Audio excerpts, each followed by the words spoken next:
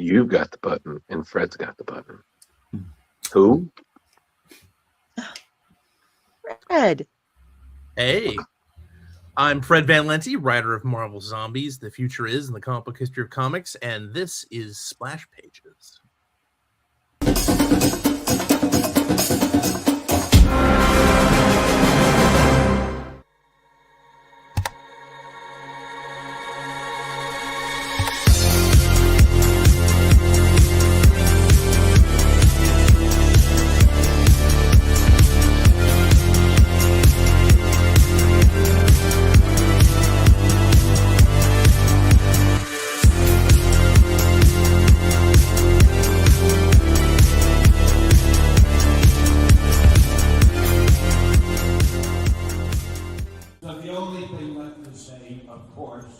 Is the one obvious thing.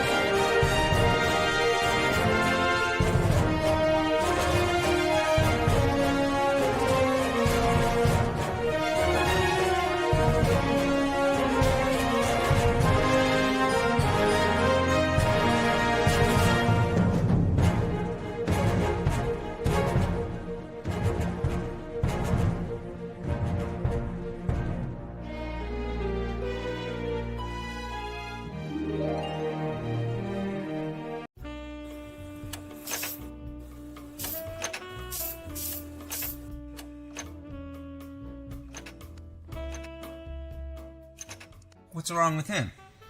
His girl just broke it off. It's her father. He doesn't want her dating a zombie. Why? What are they, demons? She is predeceased. An outsider? Mm-hmm. Man, you're asking for trouble. She broke my heart. You're a zombie. Technically, you don't even have a heart. After all of the great cinema that we brought to the world, and we still get no respect. I don't know why he doesn't like me. I'm responsible for a full-time job. You work at a haunted house in October.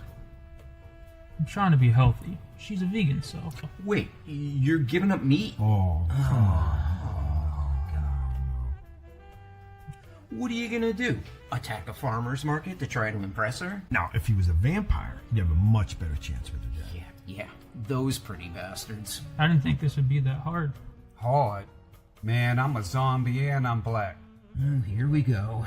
I blame the educational system. I blame the media. I blame George Romero. Oh. How could you be so disrespectful? Coffee? Zombies don't know much, but they do know good coffee, Deadly Grounds. It's coffee to die for, and zombie approved. Who's George Romero? Just have some coffee. Hey, happy Wednesday, everybody. You're all watching Splash Pages. My name is Leo. I'm the monkey behind the keyboard here. We have an amazing show scheduled for you, as always. Carrie, how's it going? It's going great, Leo. We have got a busy week going this week. My throat's already giving out, and I have to do a brig tomorrow with Mr. Steve Van Sampton over Retroctopus.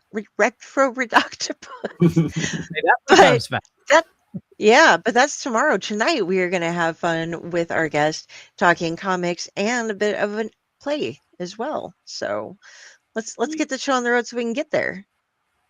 Jar Jar. Heidi ho, everybody. Wednesday night and Splash Pages is rocking and rolling. Another interview, another day, and over to Drew because I'm pretty excited. Introduce Drew. Thank you, Jar. Much appreciated, buddy. Thank you for welcome. Oh, I'm sorry, it's not the news, it's Splash Pages. Hey, everybody. Thank Hello, you, Dylan. Hi there. Everybody, thank you very much for joining us on Wednesday. We're all still recovering a little bit from St. Patrick's Day, but we're still here, and we have an amazing guest coming back. Thank you, sir. If you have been reading Marvel for the last, I would say, 10 plus years, you've definitely seen something he's done. You've seen his work a lot of times with the great Greg Pak, Incredible Hercules. There was, I believe, Weapon H. There was definitely some X-Men there, but also Incredible Hercules, X-Men Noir, both versions. And then, of course, his other work, like The Weapon, which we got to read this time, a bunch of other stuff, and including the absolutely hilarious, but still very gory, Murder Kingdom. But don't let it hear it from me. Everybody, please welcome back writer, creator, playwright, Fred Van Lente. Hey, guys. Thanks for having me back. Hey, man. Yeah, thanks for joining us. And my pleasure. It's good to see you again, not randomly at Oh Yeah Comics at a signing. That random. It was free comic book day. There were met a lot of people that day. It was fun. Yeah, it was a good time. I was like, what photo do I have of Fred? I'm like, well, there was that free comic book day. I was like, yeah, that was a good time. It was cool. It was cool, man. It was. So if I can, I'd like to start. So I've never read The Weapon. It's actually funny because we've had Scott Koblish on, and Scott is wonderful and such a fantastic artist. So I was like walking into this, and I was reading it, and I just thought, wow, why isn't this a show? This concept is great. Like, and that was like early-ish in your career, right? The Weapon? Yeah. You know, because I was reading it, I was like, wow, this is like a really realistic, like, this is like, I think I thought, like, my brain was like, is this like kind of like either Shang-Chi or Iron Fist, but like real with a splash of Indiana Jones? Yes. You know, a very good way of putting it. Yeah, I try to get that succinct elevator pitch. So I'm telling people, oh, you got to read this. You're working for me now, Drew. Sorry, Fred. I'm sorry, man. I'm just, but how did that come about? I mean, the idea is just so good, but like the humor in it was just so crazy. So that was a really, really, really early period of my career where I wrote it, where I was doing a lot of work for Platinum Studios, which is a company that was founded by Scott Rosenberg, who had a company called Eternity Comics, but then he ended up, he was the first person to distribute Image Comics when they were selling, each title was selling 5 million copies an issue. So he took some money and reinvested into this company. And one of his comics, I feel like you're sorry. Coming out of the camera. Sorry. What's happening? Squirrel, you're all right. You can do that. But and so one of the comics Eternity did was Men in Black, and obviously that was made into a huge movie. I wrote a comic for them called Cowboys and Aliens, which was also made into a movie in 2011. And so they had these movie pitches, essentially they were like trying to turn into comics. And I think the best comic we did was The Weapon, hands down, of that whole bunch. And that was like, I wrote all those. I wrote Cowboys and Aliens was kind of the first one. They had optioned an indie comic I did, science fiction comic I did with Steve Ellis called Tranquility. And that's kind of how I came on their radar, which is published in the 90s. And so I wrote that like in 01, 02, but I think the comic didn't end up coming out until like a decade later. Oh, wow. I think Scott had finished the art years before. Now he's just a massive superstar, which is fantastic. But yeah, it's a fun book. Basically, you explained that. Look, I haven't looked at it in like 15 years. But if I remember correctly, it's about a martial artist who kind of gets sucked into this plot with this massive conspiracy, trying to find this super weapon, this mystic super weapon that the ninja conspiracy is trying to get them. Yeah, and then the twist. I just want to say, like the twists were. There was some I was like, wow, I didn't see that coming. Like you had this wonderful, like you had the traveling around the world. You've got someone funneling the money, so that explains how these planes keep appearing or whatnot. The running on the clock, the secret societies, martial arts, and then the humor is just like, especially like literally That has to be the largest secret society ever. Like how unsecret that society is. Exactly. Right? No, that was part of the gag. Yeah. Yeah. And then on top of it, like even at I think it was like the end, he's just going through all these obstacles. I'm like, good Lord, we could give Indiana Jones a run for his money. Right. Like, it was so fun. And I was like, man, you don't see stories like this. Like everything is, oh, Carrie, look. Kitty. He was crying. Fuzzy friends. He's like, why is man talking to the screen for no reason? Save him from his insanity. There you go. What's your fur baby's name? Callie. Callie. Aww. I didn't name him. Like California. I have no idea what his name means. It's okay. He's a good boy. It's easier to say than Ratafufu over there.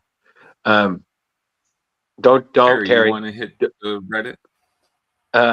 But I just want to say again, and guys, I don't know if you had any thoughts about the weapon. I just was like, wow, it's just very rare that you see like 4 issues. The story is good. And I was like, wow, this is just great. Because I feel like the action was intense. Yeah. Did you give like I always wonder this, like full scripts where you're telling, all right, now I want him sliding down a rail with the legs spread out and bam, kicking people in the head. Like I loved all the fun little ways he got out of trouble. Yes. Yes, exactly. Sorry, I've got it's fine. A lot going on over here. Apparently, hey, we're 18 and over. It's all good. That's right. Don't look directly into your screen, kids. I looked in the trap, Fred. It was pretty detailed. Like I said, that was one of the first scripts I'd ever written. It was definitely full script, but Scott crushed it. They were paying us garbage, so I think Scott was doing it as a way to like. Make himself be, they kind of basically sample pages, kind of sort of show what he could do, and he really showed it, Oh yeah. And then we finally worked together again, like years later on an issue. He did an issue of Wolverine First Class for me. Nice. Issue, actually. Nice. And it also had a tropical underground setting, which was sort of fun. So he's able to use those exercise those muscles again. Well, I just had to say, like, again, and I was like, why isn't he talking about this? This book is great. And I just imagined, like, I had to say it, but when you read like a really good comic, your first mind is like, would this be a good movie or a show? Like everything now with comics, it's so adaptable. And it's crazy because you think about it at a time, people are like, adapting a comic book? That's absurd. And now you're like, okay, is it a Netflix series? Is it an Amazon? Like, is it a movie? Who? Yeah. Well, I mean, and that's the idea behind the whole Platinum Studios slate in the first place. Like they were all movie pitches, that were basically transformed into comics. And with the weapon, I remember had a very kind of like 1-sentence pitch. That was back, in 2001, and so there was a real kind of like a lot of shame about superheroes. I think maybe the Sam Raimi Spider-Man had just come out. I think the Bryan Singer first X-Men had come out. Yeah, you knew if this thing was gonna last. So there you go. And so they kept trying to do things like the weapon is a great example of that, where he's kind of wearing a costume, he's kind of got a superhero name, right? But he's not really a superhero. He's more of an action thing. So it's like superheroes who were ashamed of themselves. At least I've always loved the genre, but back in those days, trying to get a movie made, they were trying to downplay aspects of it. And it's funny because now that I'm thinking about it, like the idea is it kind of had some of that Big Trouble in Little China vibe to it, just this another book I've written. There you go. Oh, really? Yeah, for Boom. Yeah, it's just like I said. I was like, wow, this is great. I gotta recommend this to people. Like, this is a great book. I was like, give Fred money. Did you read it in single issues? Did they ever do a trade of that? I just have single. No, issues. we read single issues. Single issues, yeah. Fair enough. No, there is a trade though. Oh, okay. Good to know. I did love too how Tommy Joe just like was able to grab like the old principles of like chi and all of that and make it a modern futuristic like solidified holograms as weapons instead of like that was that concept. I mean, we're kind of skirting around the comic, but you just got to read this. It's got just such a powerful idea behind it, and like combining tech and chi and all of this kind of stuff that isn't like, oh, it's a mutant ability, oh, it's it's just smart and passed down hereditary knowledge and shit. And yeah, all these people that just the biggest secret society ever.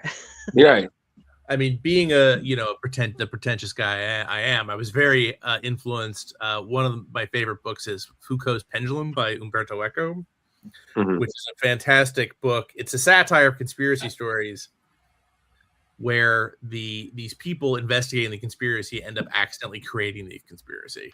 And that's sort of part of the gag with the weapon, where he's created this thing that sounds like this ancient weapon and has all these maniacs coming after him as a result. Yeah, it was great.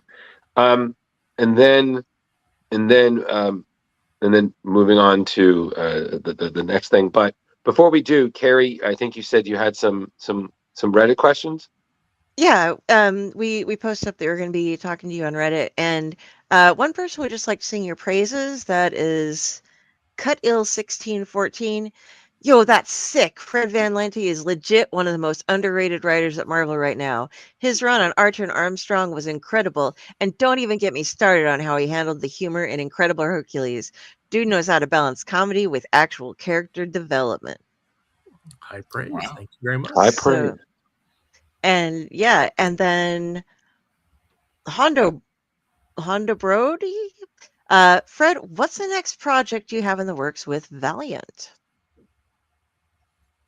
Well, right now, there's the one that's currently coming out, which is All-New Harbinger, which is about halfway through its run. It's sort of part of the Valiant Beyond series, which is reimagining the Valiant universe in kind of a absolute / ultimate style. And it's a completely different world than the regular Valiant universe, but there's a lot of similarities.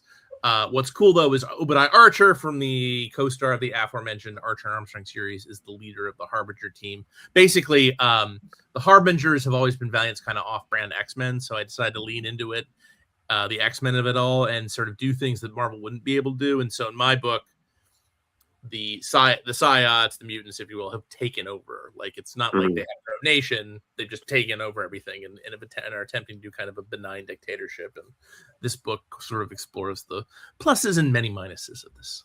It's sort of a superhero political thriller. I really like it. Cool. That's interesting. And Dylan over here in the audience would also like to say that he's been waiting to read Hercules since he's from Greek mythology, might be bi and hot. So he's definitely bi and he's definitely hot. All true. Yeah, there was literally a comic. There was literally a comic where all people talked about how hot he was. I distinctly recall that. It was in Athena's temple, just a slew of women, just that, and we still don't know what the hell the elvish tickler is, but by God, everyone was pretty terrified. That's right. It's almost spit right there. One of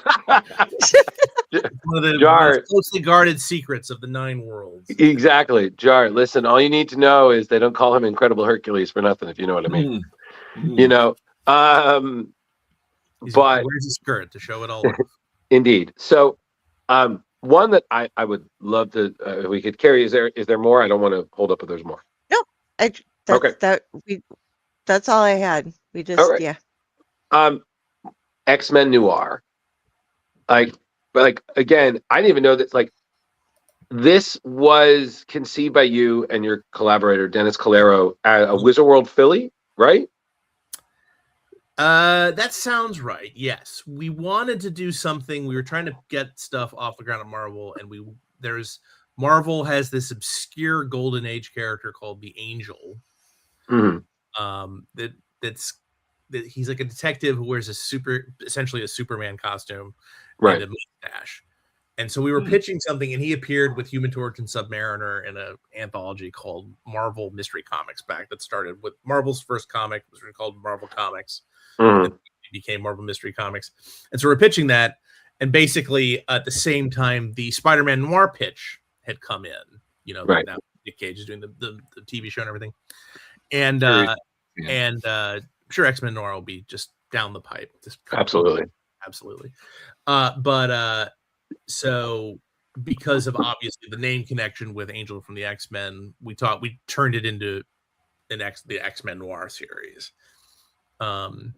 And a big thing that sort of like influenced us was Nate Cosby, our editor, had the idea and was rather adamant about it that the X-Men shouldn't have any superpowers. That this is a power-free. There's no powers in the entire book. And so that definitely, gave it a different feel, I think, than any other X-Men property that's happened. It's can you take these archetypes and do them in the crime, noir, mystery genre without the powers? Right. And the answer is yes. Yeah. And not only that, but if I remember reading one of your interviews correctly, you even got to cram in an Alpha Flight reference, right? Your well-documented love of the Alpha Flight. Yes, I'm a huge Alpha Flight nut, and Puck is a significant character in both X-Men Noir 1 and 2. Yes. The second I was like, oh yeah, right. I think he's the ever-suffering sidekick. Yes. He was Logan's sidekick. Oh, poor guy. You also are one of the most sinister Professor X's, or Charles Xavier, whatever he was in this one. I was just like, I mean, I've read him, and it's like, oh, you don't care about people, but he was just a dick. Yeah. His whole life was just like, I train sociopaths. Yes, I like exactly. to drive them crazy and throw them out there and see what happens. And I was Yeah, just like, holy shit. Yeah, that sort of was a natural outgrowth of having, criminal mutants equal criminals. So instead of running a school for mutants, he was running a school for crime. And if you do that, you're not a very nice person. Yeah, Well, and also, isn't Professor X like normally a dick anyway? Like, yeah, but it's we find out he's a dick because then we're like, oh, you actually knew the Danger Room was alive, but you kept it there so your kids could fight. Great, thanks, but I did it to help you guys. I'm like, still bad, Chuck. Still bad. Like, you can't.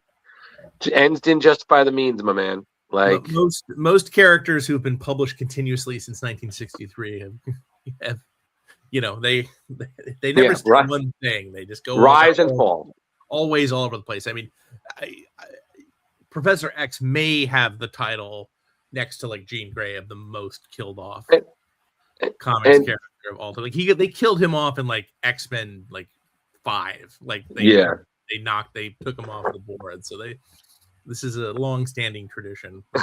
And Xavier. And something else that I didn't realize until I read that you had mentioned it in an interview, and then I went back. I was like, oh my God, is that there was always a nice subtle hint to the character's origin in how they dressed. Like Cyclops had the red glasses, but the suit was always a little blue. Quicksilver had that blue and green. Yeah. Magneto was kind of wearing that. You can see this. Let's see if we can get this on camera. So you'll notice up there that is that's Dennis's original to his cover for X-Men Noir 2. Wow. Rogue, and you can tell it's Rogue because she has the white stripe in her hair. Right. Yeah. Wow, that's badass. Yeah. So. Were there any characters you weren't allowed to use?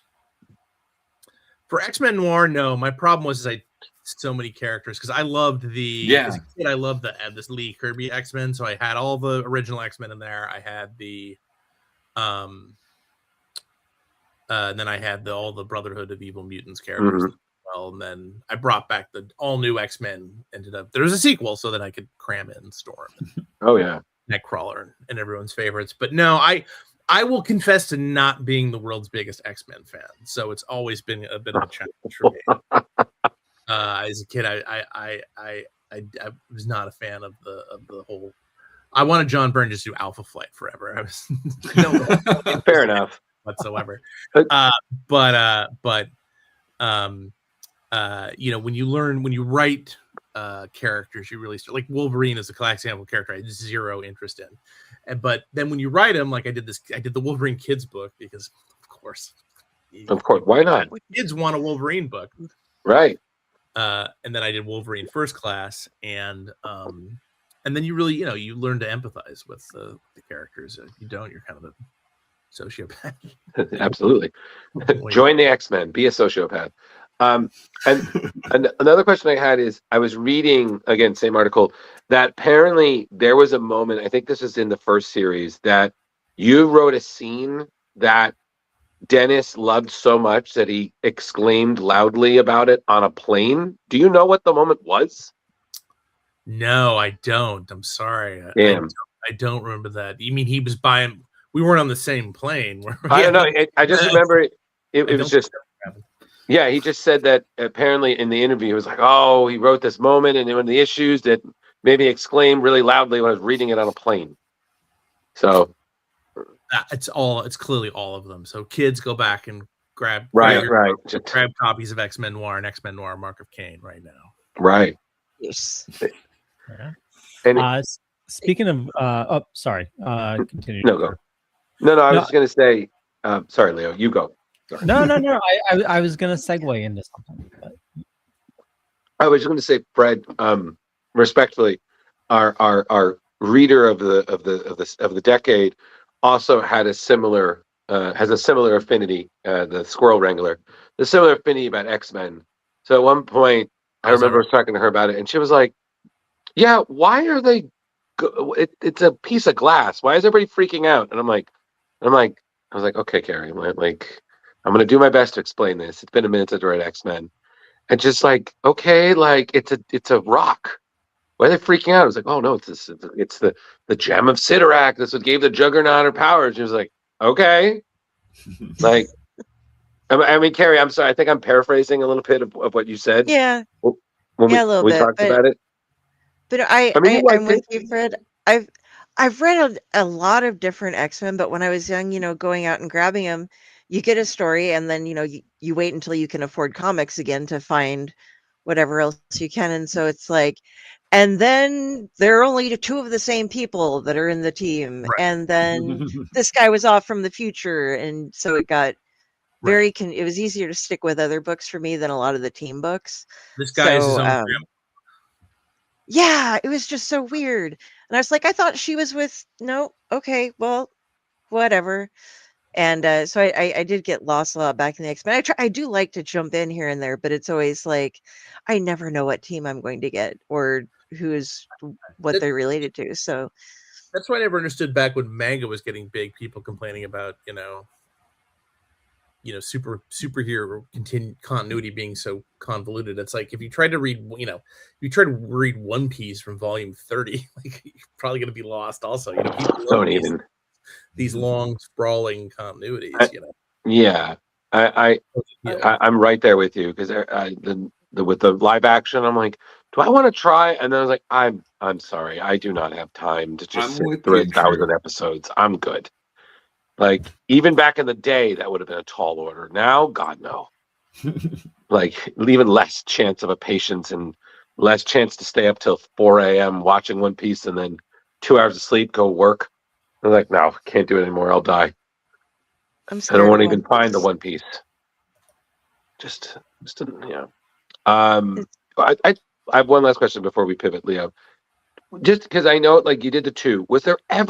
Did you ever have like a tentative idea if then like, hey, we want another one, like, like a third volume of X-Men Noir? It was like, no, 1, 2, that's it. No, I think I would have been screwed. Okay. I did not. Again, we kind of just wanted to do the Angel for just some stubborn reason that both Dennis and I have an affinity for those weird Golden Age characters. So, but it's like I get why Marvel decided to do that. I mean, just an Angel book probably would have been sales. Okay. We might have done the original idea for Marvel Mystery Comics was that it was like you could solve the mystery yourself, and we kind of like a contest, to see if readers could solve the mystery on their own. But we never got far enough on that. Carrie would have done it. I totally get why. Carrie, you would have been you. I would have been like, what? I'm sorry. My goal is always like Hercules. I'm like, I can't figure this out. I'm gonna punch it. And I was like, all right, that worked. You're welcome. I do the research and the digging and the translation and the code breaking, and yeah. I'm the kid for all of those things when they do the behind the scenes, like, oh, you got to call this number and then talk to somebody in California because you've triangulated the coordinates to this payphone. You just really have to hope that somebody answers so they can tell you what the cost of pizza is today, because then you'll know what the second letter of the alphabet is in this transcripted cryptographic nonsense. Yeah, I'm gonna wreck it. Now that I'm doing a comic right now that is exactly that, but we can talk about that later in the show. Nice. Ooh. Awesome. Leo, nice. Leo, you were gonna pivot? I was going to pivot, but just real quick, Carrie, the answer is drink Ovaltine. Yeah. Or Drink your more Oh. Ovaltine. Drink more Ovaltine. Oh, I hate that shoot movie. your eye out with that. It's fragile. No, I was just going to say, when we're talking about going back and reading, one thing I'm going to have to do is go back and read your MODOK 11. I was just in my research for tonight's show. I didn't know that that was the basis for the Hulu show. How much of your work did they just take a little bit, or how much of your book was used for the show? So it's I mean, I'm biased, but it's a fantastic show, and they named the building after me in the show, which is like very cool. And like that's like, you know, when it comes to comics writer having something named after you in a superhero cartoon is sort of the you've made it. So what the third episode of that series, which is all stop motion animation, is it basically a straight up adaptation of MODOK's 11, but as Jordan Blum, he and Patton are the ones who do the Dark Horse series, Minor Threats, right? Right.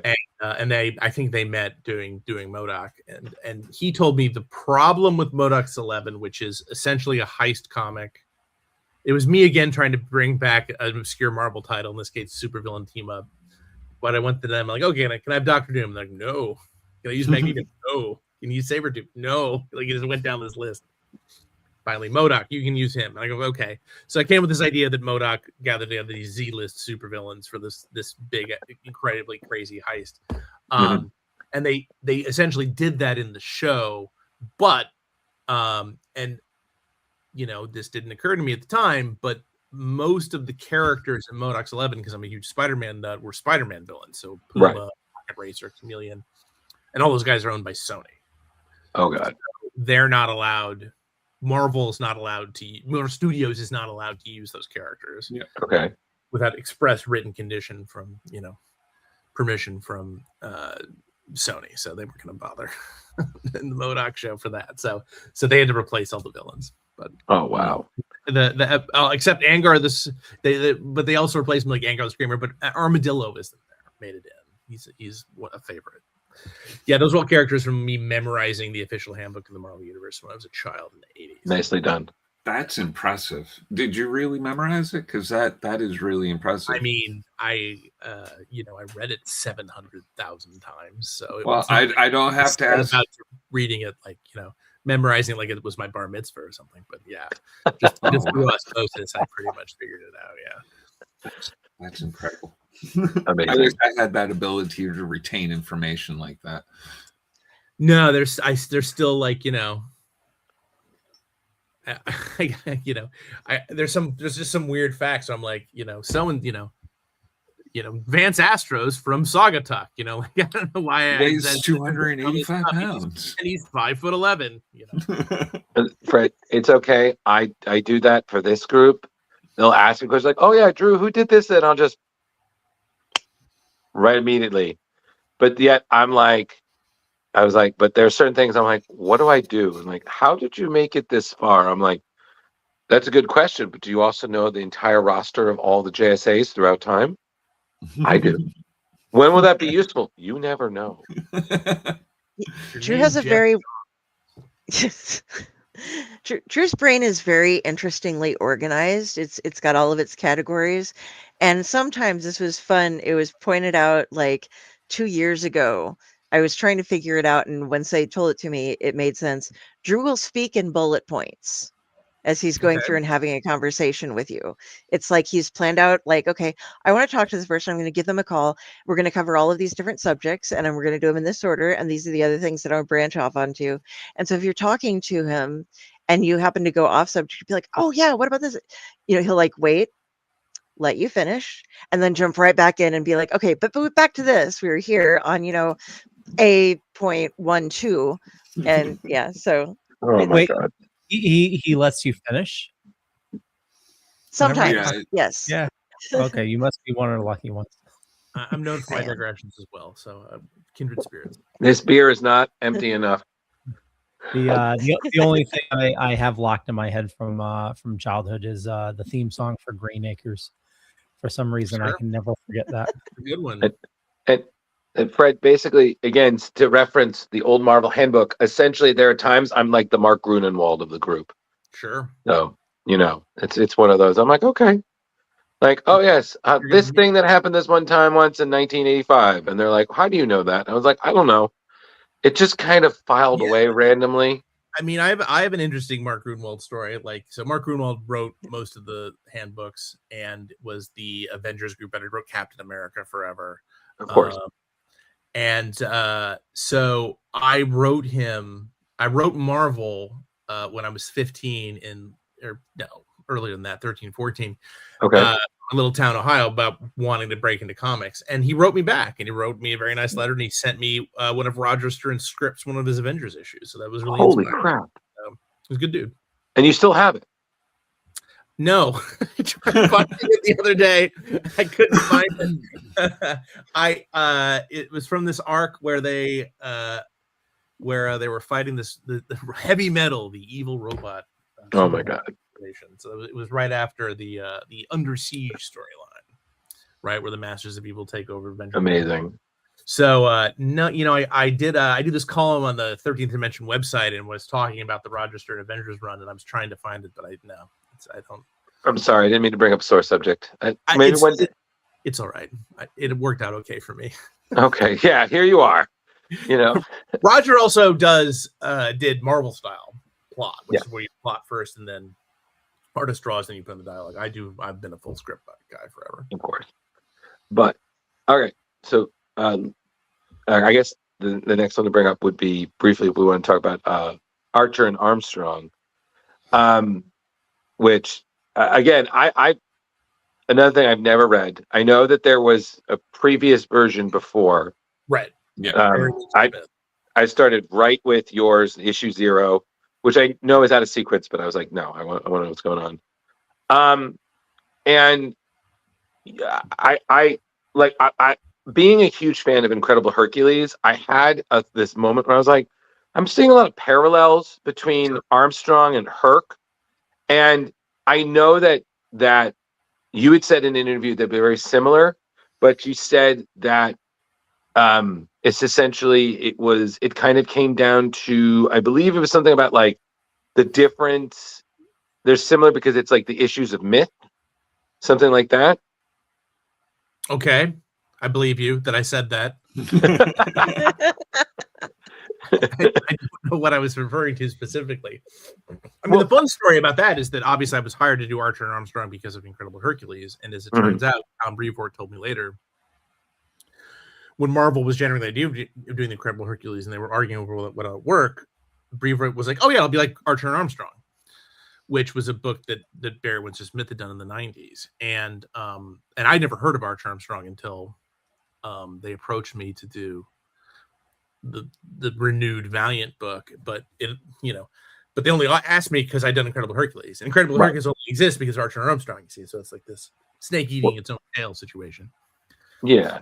Which is sort of fascinating. But yeah, I mean, the difference, Hercules, the big difference between Hercules, I guess that's true, is Hercules is a god, right? And I think that, and so he's on a bit of a different level. Armstrong, if anything, is very, he's very, he spent his immortality living on Earth, while Hercules, was murdered by his wife and set on fire.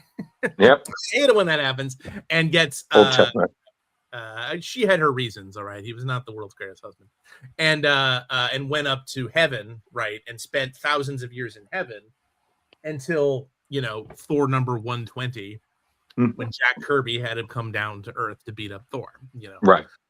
So he's missing that whole gap. Like, he has no idea what's going on between ancient Greece and, you know, 1966, right? You know, he went from Homer to the Adam West Batman TV show. He's all messed up.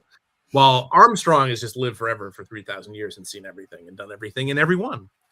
And so that, yeah, that's the big significant difference between the two characters. One's sadder, basically.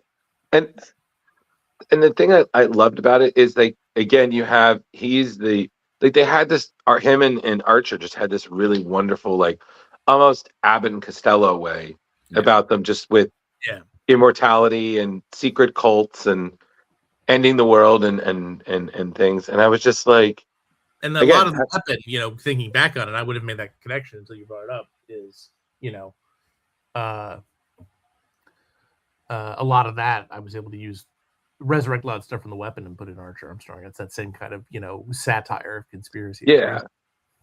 But again, it was so funny just reading it, and I was like, oh my God, like, but again, like, I just need to say again, credit to you, like, your sense of humor, like when it's funny, it's funny. Like, and again, like, your sense of humor, just that Spider-Man, Hercules, like is, and I know that some people talk about how writing comedy is really hard. You know what I mean? Especially because you're writing a scene and you have to describe to the person what you're doing, like what you want happening in the scene. And then it's like faith in the artist that it'll portray exactly in a way that it comes off exactly how you want. So, like, is in your mind, like, what's the trick to that in terms of like writing, like, not just writing comedy, but writing a funny moment in a comic? It's all instinct, you know. It helps from being a lifelong wise ass. So it's, you know, so my brain's just wired to sort of treat, you know, it's like, you know, in my family, we were trained to be sort of quick, you know. Some people find it really intimidating is the wrong word, but they can, you know, it's not for everybody. But in the realm, when it's me in a white piece, you know, in a white piece of paper, it's a blank page, you know, that's a different situation entirely. In real life, it can get you in trouble.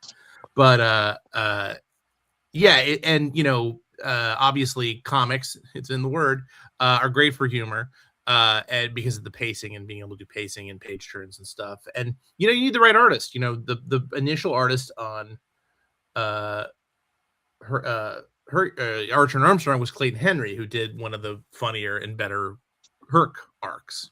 And I love Clayton Henry. I would work with him again in a heartbeat. But yeah, he's just so great with character and timing. And you know, a lot of people know. I'm always amazed. I keep bumping into people who know, because I didn't even know when it was happening. Like the cool story, bro. You know, the meme, if anyone knows what I'm talking about, the thing. That's 90% of that is Clayton. You know, I think Greg Pak, who was my co-writer, wrote that scene, but I was the one who had the idea of putting that panel on the top of the next page.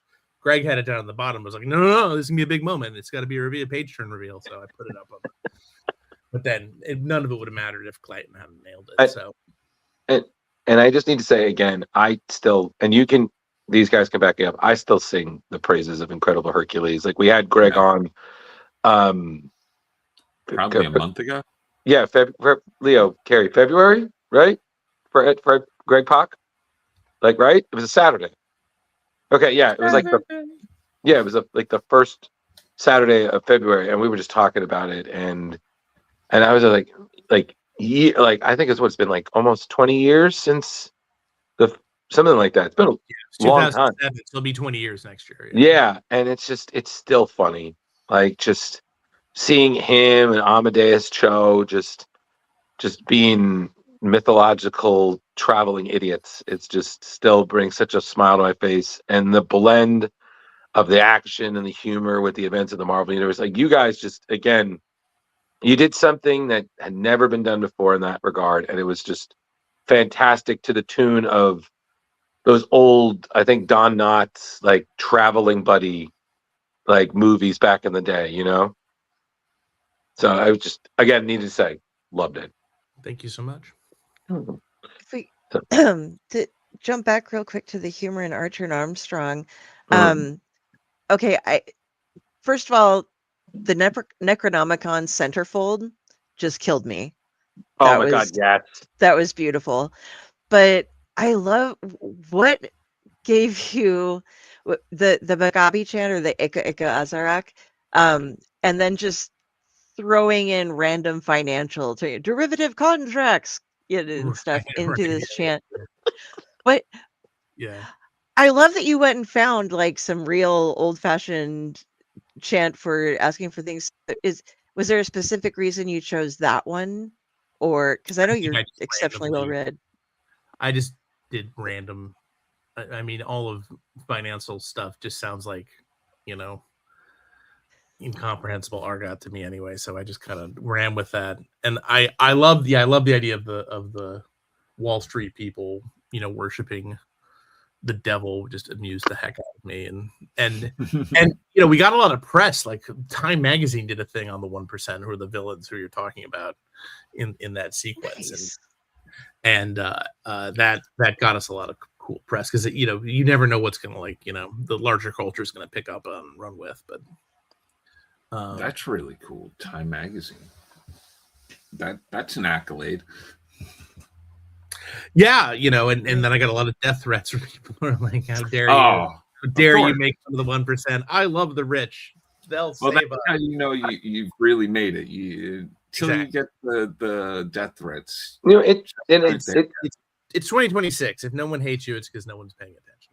Exactly. Well, but what the funny thing is that we recently had we had Brian Michael Bendis on, and we were talking about it because people can sometimes be critical of his work, and he had this point. It was like like all these people talk all this thing, but then like he's had such because he's such a nice guy, he's so positive, and then people are so critical, and then they meet him in person like, I'm sorry, like I know I said this stuff, but then I met you and I changed my mind. Like I just always enjoy that. A lot of times you have that, but then you talk to other creators and they were like legit death threat. Like people would walk up to them at conventions and be like, hey, you're ruining my favorite character with your bullshit, like fucking die. And I'm just like, yeah, guys, whoa. The more popular the character is, obviously, the more you get that, and the more a lot of it also is characters that people have been with since childhood and have that kind of real, kind of visceral serpent brain attachment to. That's where really more of that. Okay. No one ever gave me a death threat for Archer Armstrong except for this random, and it was I don't make it sound like they contacted me. It was in the comments of the Time Magazine article, but it was just like, people just kind of being incoherently, partisan, right? And just seeing something like making fun of the 1% and then just siloing it into whatever their, ideological, of course, glasses. At least if you're being threatened by like the 1%, they might do something really cool and like hire ninjas to come take you out. That's right. Or sacrifice me too. Yeah. Or sacrifice no, I'm not a virgin. So the spell only works some percent. That's right.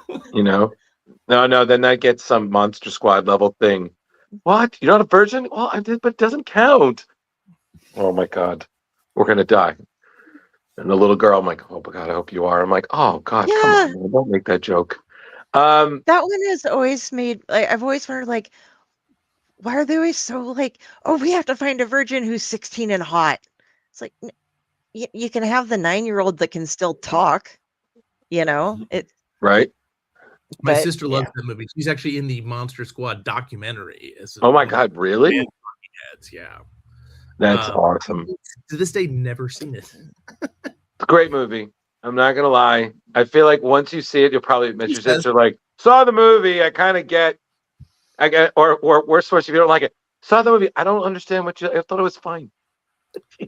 Oh, the Wolfman. Did they really think the Wolfman didn't have nards? I mean, come on, like. Yeah, he's a Wolfman. Yeah, Wolfman had not. Like, get out. And I understand. Were you were part of that interview, right? We interviewed. Who did we interview from that movie. What, Jar? No, I thought it was Yumi and Philip.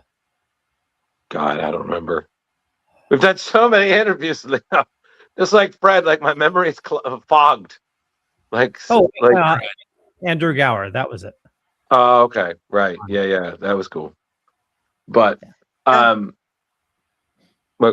Hold on. Is this? Oh, true? wow. Fred, are you the only writer in the current Valiant relaunch who was part of the 2010s Valiant revival? I am, although there's only 3 of us, so it's not like Oh, it's not the like cast of exactly. It's like the cast of I came in and helped them out with the Resurgence event that preceded the Valiant Beyond thing, and then they wanted me to do Harbinger, I think, because Mateus, head of the Alien Books, who's publishing Valiant right now, really loves Archer and wanted Archer to lead Harbinger. There you go. That's why. Do you feel more free with your comedy or writing comedy for Valiant? Not that you're writing all comedy, but like the jokes. I'm just I don't. A lot of times I don't even think of it as comedy. I'm just funny. Just writing. Leaks out like radiation, like it's but no, I mean, also like until very recently, being a funny comic book writer, that was just the kiss of death. Like that's really? Something somebody like, I think Dan Slott had to really work away from, because for a long time he was known mostly for his She-Hulk run, right? Which people love, but I think it was generally considered to be a comedy book. And so I think he kind of struggled with that. The breaking of the wall and everything early on. Yeah. Well, kind of if we could pivot to something that I definitely know me and Carrie want to definitely talk to you about, Murder Kingdom. Woo! So first things first, I read in a separate interview something about how there was a point in your life where you had to make a choice.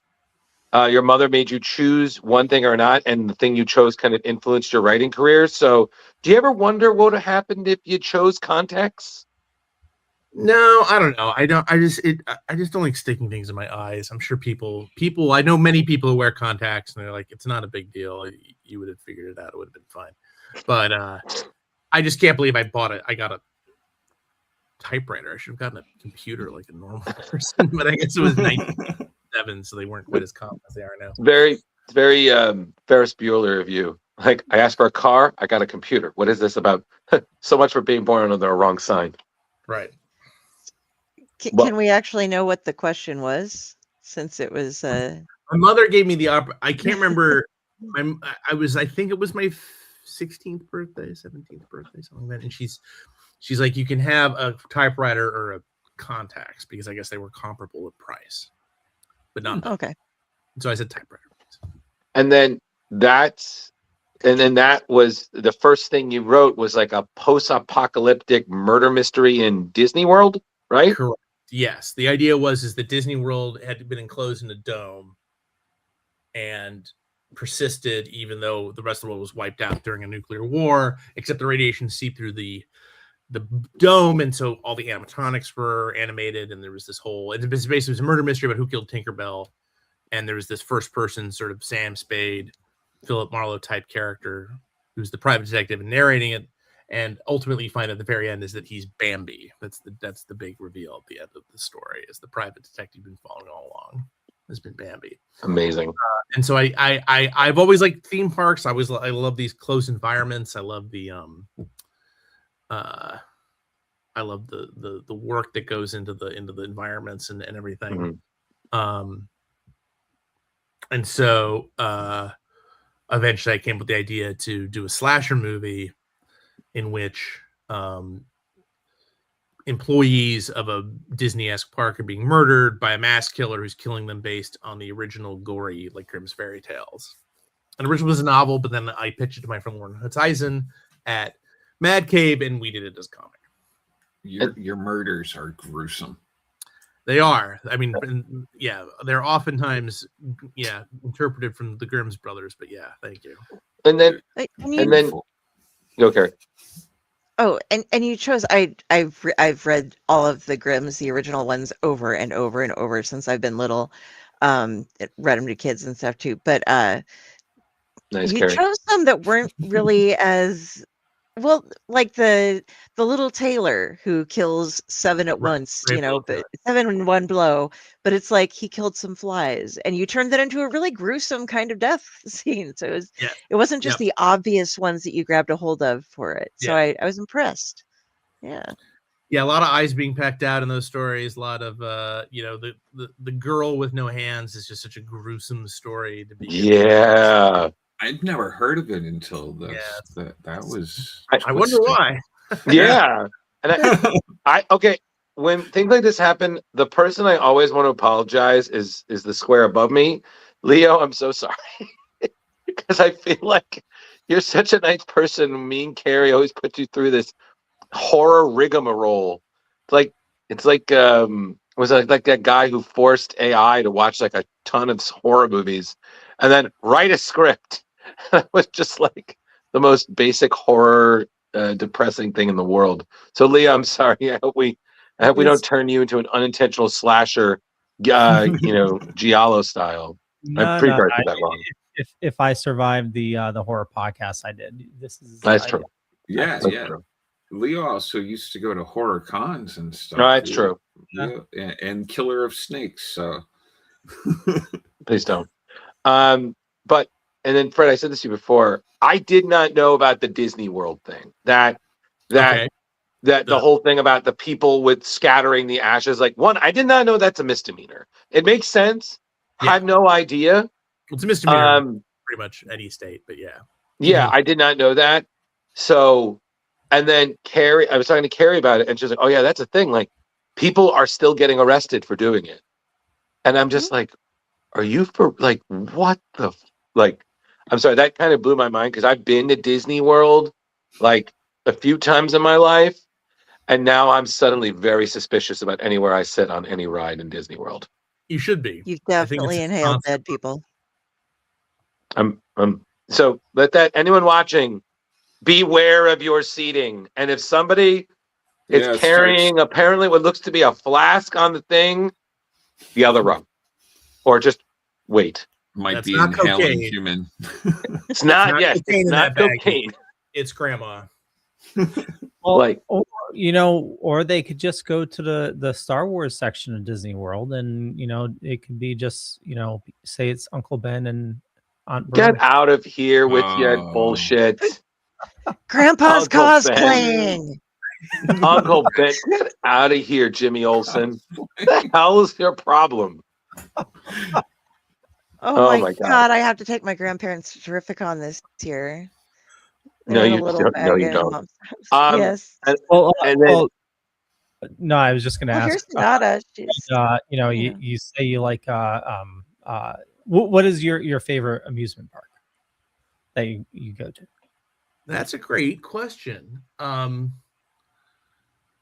will give the nerd answer, which is Tivoli Gardens in Copenhagen, which is one of the earliest amusement parks, and it's also Disney got a lot of his inspiration from Disney World from. So spending an afternoon in Tivoli Gardens, we had a long layover in the Copenhagen airport. This is back pre 9/11. Well, actually, maybe it wasn't pre 9/11, but it was back when they let you do this, where you just leave the airport, screw it, go into Copenhagen, and then come back and get your flight.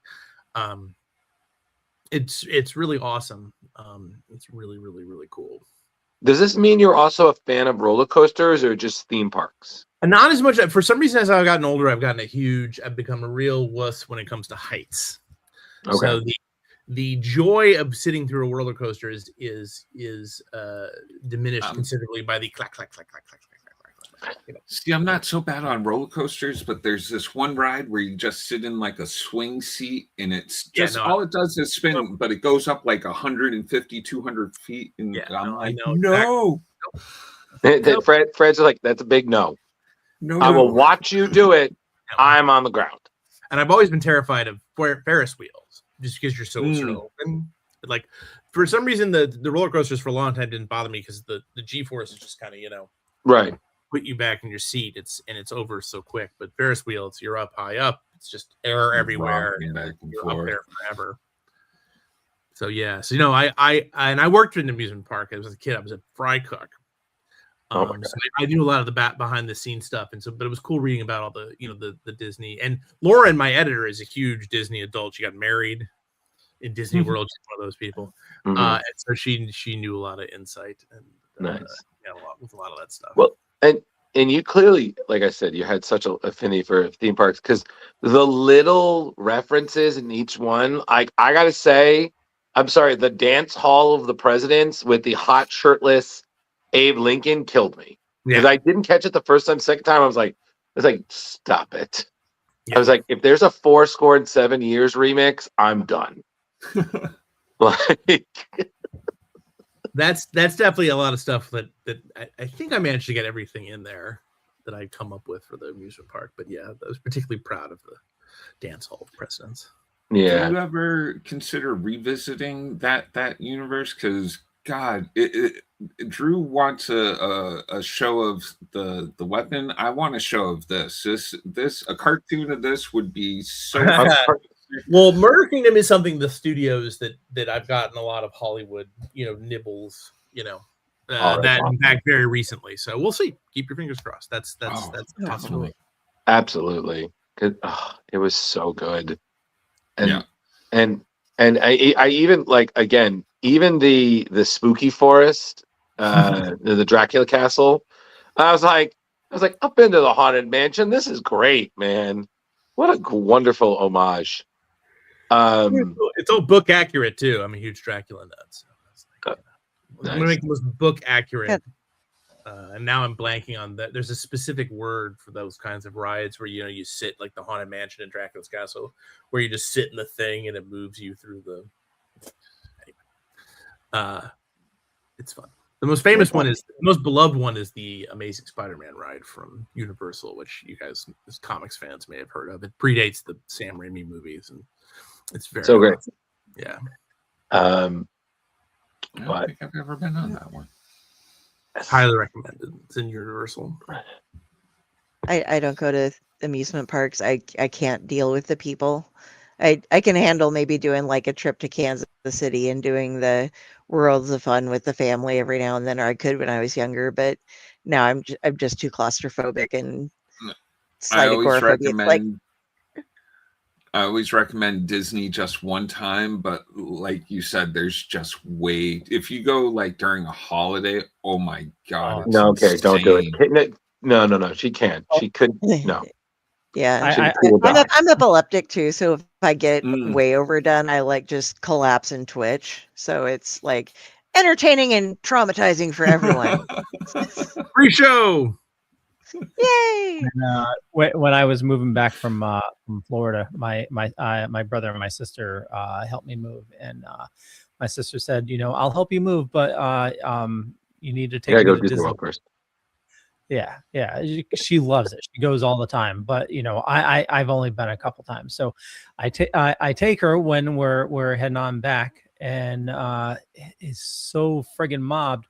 Turned out it was friggin' Walt Disney's birthday. Well, you gotta do the research, man. You never know. No, especially the people are there to get their pins and stuff. Yeah, those specially. But no, Carrie cannot be Godzilla. Carrie cannot be Godzilla. No, Carrie cannot be Godzilla. That is just a lot of destruction. Well, was there anything from Murder Kingdom that got like cut out? Like, you know what I mean? Like in movies, like cut out, but like would maybe make it into like a second or third volume? Was it, or did you pretty much get everything that you wanted in that book? Because it's essentially a murder mystery. It's essentially a giallo, for those of you who know what that is. It kind of all need to fit together, so I kind of had to. Everything kind of had to be okay. No, but it would be fun. Like we set up. Spoiler alert for the coda of the book. It probably wouldn't be an amusement park next time. It'd probably be a Renaissance fair. It would be Murder Kingdom too. Oh, that'd be cool. I would read that too. Murder Kingdom, and then the third one would be like LARPing or like a TTRPG con or something like that. Oh man, settings, amazing. If you do a Renaissance fair, you got to have like the the Star Trek fans going there, like they're on a God, Star Trek, Bill and Ted. You know, no. like Star Trek fans, they'll cosplay and go to a Renaissance fair. Like I know, time I travel go weekend. to our local Renaissance fair, which is one of the bigger ones, pretty often. That's funny. I don't think I've ever actually seen that. It's a good idea though to show up like in. Yeah, no, but Leo, they have like there's certain Ren fairs. They have like time travelers weekend, so they Star Trek, Bill and Ted, like anything time travel. Like I think a friend of mine went with the Futurama group. So you know, just like good news, everyone, we're at the Renaissance fair. I'm just like, dear God. But yeah, there are occasionally people who show up, you know, Spock, and just walk around. Fascinating. I did a con in Houston, Texas, and one of the nice things the con organizers did for us was they took us to Johnson Space Center. Oh my God. we went to mission control for the International Space Station and all these cool places. And the best was one of the cosplayers was like is literally this 7 foot tall. He's like from Finland, and he's a 7 foot tall Finnish Spock in the original blue uniform, right? And what killed me was we're literally walking around the the mission control where Ed Harris saved Apollo 13, and all he wants to take photos of is this 7 foot tall Spock, and the rest is like, but real space is right here. but one fake space. But a 7 foot Spock though. Yeah, he's a big dude. Yeah. All right, so big question here. Did you plan for Victor Alvarez, Power Man, to become eventually a villain? I hope that was not the case, but maybe at some point he would have entertained that idea. No, I never wanted him to be a villain. Another chi-based character, another weapon ripoff character, now that I think of it. No, he was a fun character. And he does get people do, like, notably Jim Zub used him in his Avengers book. I think Crystal Skillman, he's a fun character. There's been some oblique references to him in the MCU, but yeah, I always like it when he pops up. Right. Originally, I was like, let's have him be a 12-year-old kid and be like, I'm Power Man. I'm like, no, we're not doing that. Not the same. I'm Whitey Power lad. Patterson. We are not making him this jive talking 12-year-old. Not happening. No. But I think everybody was pretty thrilled with how that came about, and it was one of the earliest projects of Mahmoud Asrar, who's become himself. Yeah. So I love shepherding these artists into their final forms as mega superstars. You are quite the good shepherd, sir. I try. Yes. And it's funny because, again, because I remember last time we had you on, we were talking about, I think it was your work on Marvel Zombies. And this past Halloween, I was like, I'm going to read Marvel Zombies. And I read all of them. Well, all the ones I have. And then I just came to yours, and I swear your Marvel Zombies 3 is still one of my favorites, because I'm just like, being a Next Wave fan, just that. Yeah. And just Aaron Stack just cutting through zombies with all the reference. I was like, boy, this book is still just so fucking fun. Just yeah. And I had to fight to get Aaron because Ralph Macchio, my editor, had been at Marvel at so long. He had edited Steve Ditko's run on Machine, and he was very possessed of the character, and he fucking hated Next Wave with a passion. Right. And so I had to talk him into. I had to give him this whole song and dance. No, we're going to rehabilitate him, and he's going to be, a hero. And, let's be honest, Next Week was a great book, but Warren Ellis basically just turned Machine Man into Bender. Like, he was writing Bender 100%. So I was kind of trying to take the Bender. I tried to keep as much Bender as possible in there, but kind of have him be his own thing. Oh, 100%. But I just rereading it, I was like that. And then I know you earned points with Carrie because you basically brought back the Midnight Suns. And she being a 90s horror Marvel fan, she just it's like, yes. It was just, like I said, just rereading both of those. I was like, you, and then I think it was Kev Walker was your. He's great. Oh, his horror style was just wonderful. But that's what I just love about you and so many great writers. You can just come back to the stuff. It's like watching a classic horror movie. you know what's going to happen, but you're just still in for the ride. It's still such a joy to watch it, even when you know that people are going to die, when that fake blood is going to splash on Bruce Campbell's face for the billionth time. You're just in it to enjoy the ride, even though it's going to just terrify everyone. Yeah, no, I really appreciate that, and that's obviously part of the plan. That's the intention. That's also why I argue with people about spoilers. You know, people who I have some militant friends like, no, don't tell me. Don't tell me the end of Avengers Endgame. I'm like, it came out 9 years ago. Dude, it's there's like there should be like a 4-year embargo. Like, it's been 4 years, man. If you didn't go, I could talk about it. Like, I thought it was 2 weeks for TV shows and a month for movies. I mean, I think so. I think I'm down with that. There's rules. You're right. Right. Well, before we do wrap things up, I definitely wanted to also bring up, because you're one of the, and Carrie, I know we went and touched on this. You're one of the few playwrights we've actually had on. Okay. And King Kirby was just phenomenal. What a great listen and whatnot. And how was that? How did that transition come about? You're a writer and then you're a playwright, and so it's two completely different mediums, man. Right. So what was that like, that transition, and then coming up with that concept and then seeing it on the big stage?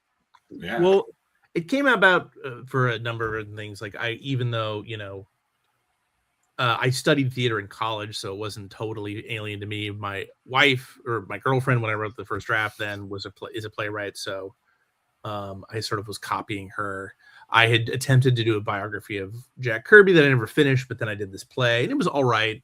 But then it kind of got stuck in a drawer somewhere, and then a theater here in New York was doing a comic book theater festival, and my wife was like, "Hey, remember that play you did about the life of Jack Kirby? Why don't you dust it off, and maybe we can do it for this?" And I handed it to her, and she made a bunch of suggestions. And I was like, "Congratulations, you're now the co-writer." And we got a beautiful New York Times review.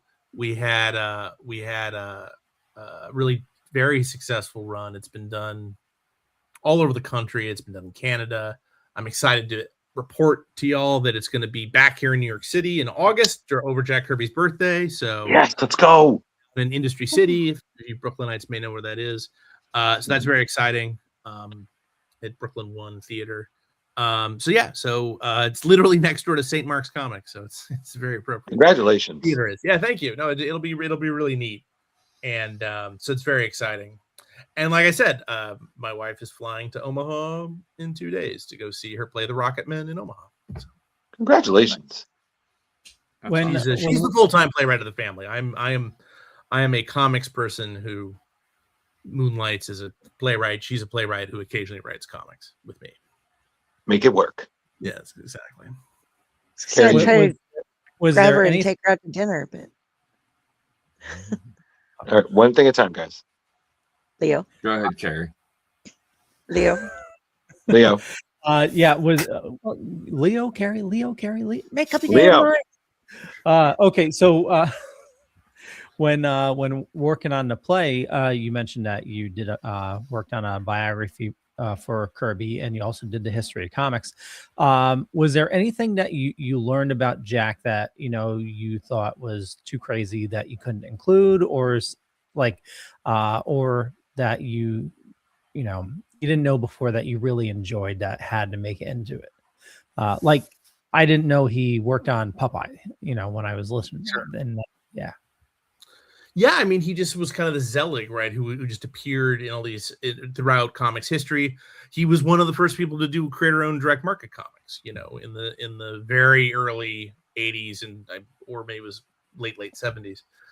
Once his second go around at Marvel, well, I guess technically third go around at Marvel was done. But no, it was all sort of totally fascinating. At the time, I was amazed that his designs for a UC Santa Cruz production of Shakespeare's Julius Caesar was used by the CIA as part of their Argo operation, which you see a little bit of in Ben Affleck's movie, but that's something that Kirby did. But yeah, no, it's just amazing. And we recently did a biography of Kirby that was free for school children, middle schoolers here in New York City that the DOE produced. Mhm. And I did that with Ryan Dunleavy, my action philosophers and comic book history comics collaborator. And there is discussion now and interest in expanding it into a full graphic novel. So we'll see whether or not that comes to be. Cool. Nice. Awesome. Oh yeah.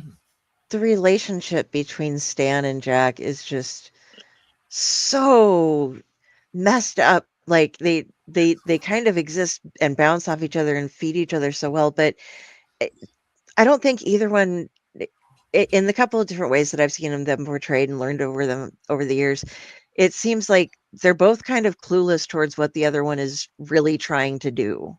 You know, like Stan just doesn't get, why would you need your artwork? You know, I didn't know this was getting a thing. And Jack's just like, why won't you get, you know, what, you're just showboating around and stuff. And they're both working for each other, but they just come to blows kind of so many times mentally. And you did a very good job portraying that. So thank you.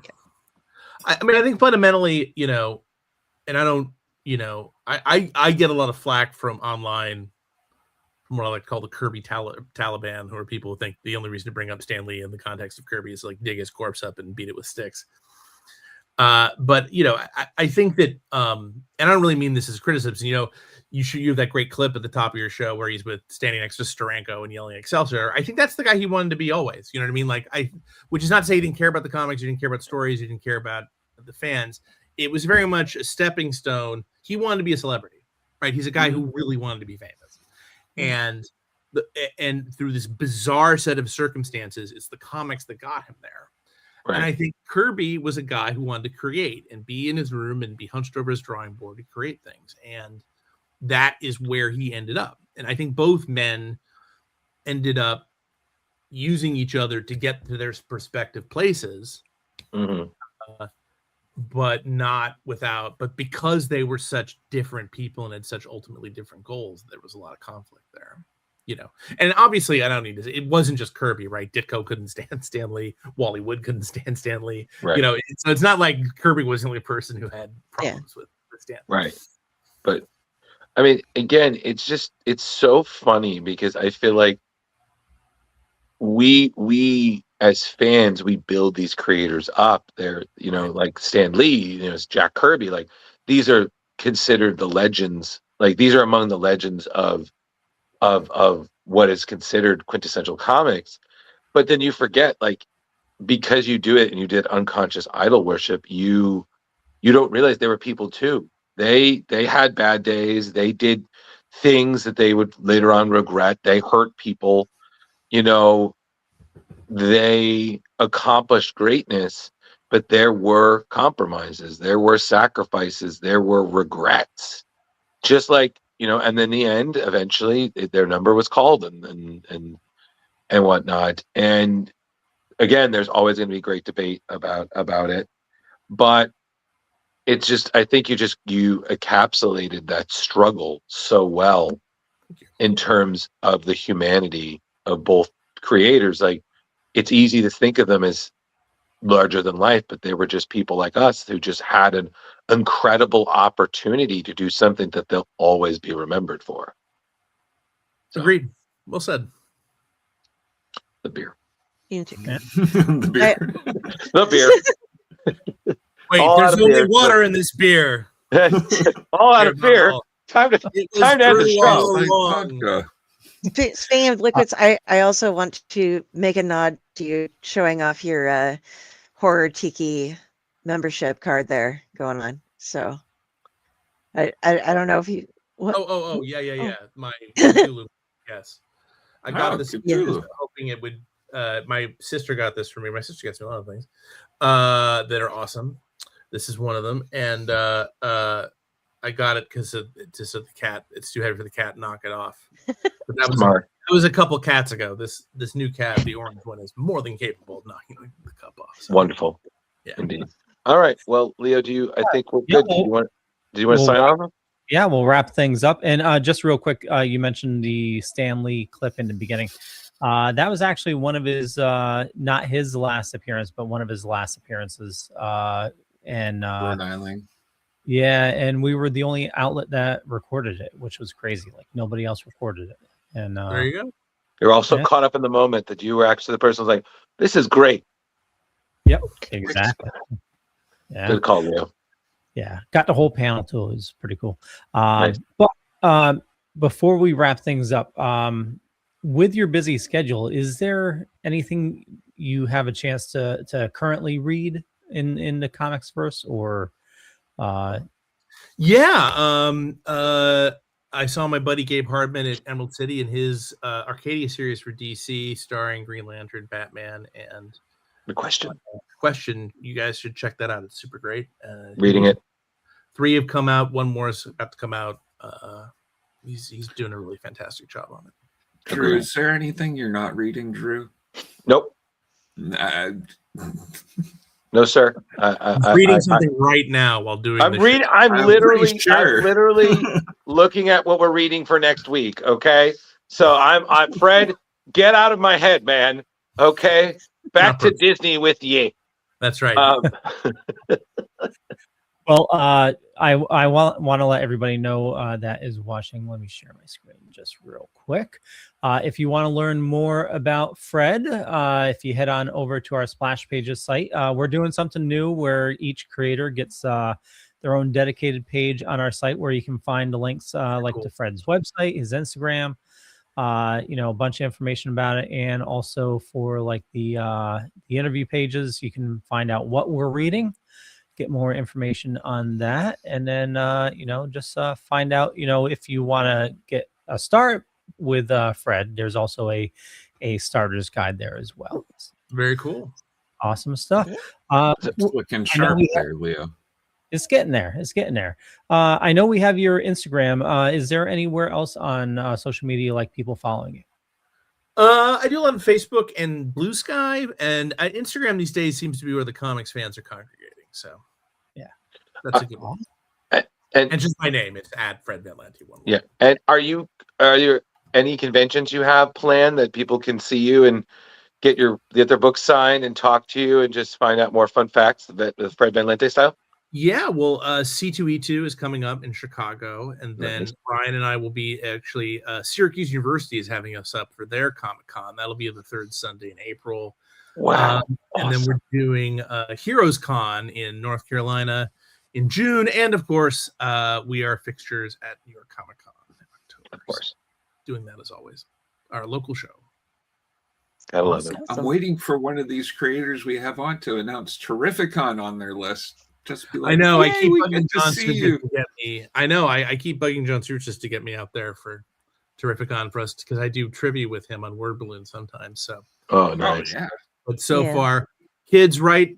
Demand of the Terrificon organizers. I want to go to Mohegan Sun. Mitch Halleck. Damn it, Mitch. Halleck. Mitch, That's get right. on Hey, this. whoa, guys.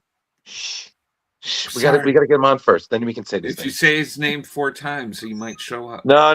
Oh, the comic book Beetlejuice. All right. Okay. You ready, Leo? Yeah, we'll wrap it up real quick. Thanks, everybody, for watching. Definitely check the show notes up above or down below for more information about Fred. And, you can find the link to our YouTube and our website there as well. And we'll kick it on over to Carrie. Hey, everybody. Thanks for showing up tonight. I think we had a great show. If you want to find me, Carrie Sanders, go on Facebook. If you see a judgmental crow looking at you, that is my avatar. So you found me, and I am on this. I'm on the Owllight Network, and like I said before, I'm going to be on the Brig with Steve Van Sampson recording tomorrow. I'm not sure exactly when it's going to be up, but we're going to be interviewing JF Dubois and Amy Frost. They have been podcasting the Archwillow novel, and their first one released, Dash of Demon, is coming out. So we're going to be talking about that with them. Otherwise, just connect with me. You can read my writing and all my stuff. Just go through Facebook because it's a lot easier because I don't actually use any other form of social media. I just sign up for them to follow people. So that's me. Awesome. Jar Jar. I'm on everything, but I only really respond on Facebook and Instagram. So those are the best places to find me. And check me out on Twitch also. Sweet. And see us next week. What, next week? God damn it, Leo! You got to cut better. Thank you, everybody, for joining us. We really appreciate it. If you haven't already, hit the like and subscribe button. We would love for you to follow us as we continue our journey with all the great creators we have coming up. Speaking of, next week, we have the great Pornsak Bishote is coming on. We're going to be talking about a bunch of stuff, probably also including his upcoming Absolute Green Arrow. Very excited about that, among other things. And again, the coverage continues for March. Very excited. So you should be excited enough to hit that subscribe button. If you need to talk with me, I'm Drew Malo, Facebook, Blue Sky, Western 1984 on Instagram. And I don't know. I feel like I always look tired, but I'm actually really wide awake. So I don't know. Talk to me after my nap. Okay. On that note, we'll catch you later. Bye, everybody.